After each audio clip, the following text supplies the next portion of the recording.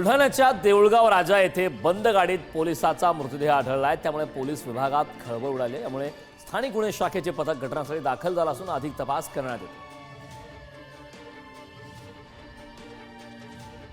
छत्रपती संभाजीनगरमध्ये धक्कादायक प्रकार समोर आलाय। पतीनंच पत्नीवर मित्रासह अत्याचार केल्याची घटना घडली आहे। नराधम मित्रानं महिलेच्या लेकीवर सुद्धा अत्याचाराचा प्रयत्न केल्याची माहितीनं आता खळबळ माजली आहे। पीडित महिलेनं वाळूज MIDC पोलीस ठाणे गाठत पतीसह त्याच्या मित्राविरोधात तक्रार दाखल केली।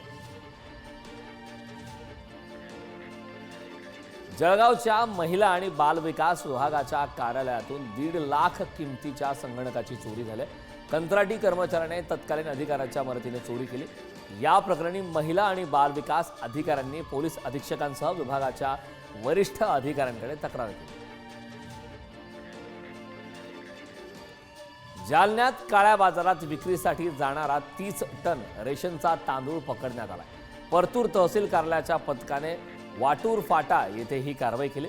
या प्रकरणी 5 जणांविरोधात गुन्हा दाखल करण्यात आला।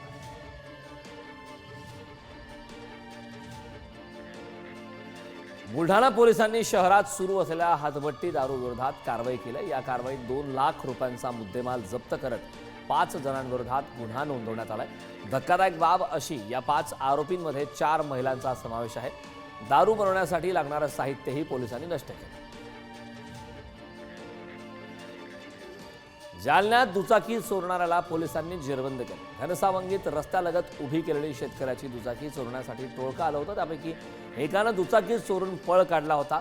शेतकऱ्यांनी याविषयी आसपासच्या गावकऱ्यांना कळवलं। त्यानंतर चोरट्याला दुचाकीसह गावकऱ्यांनी पकडलं।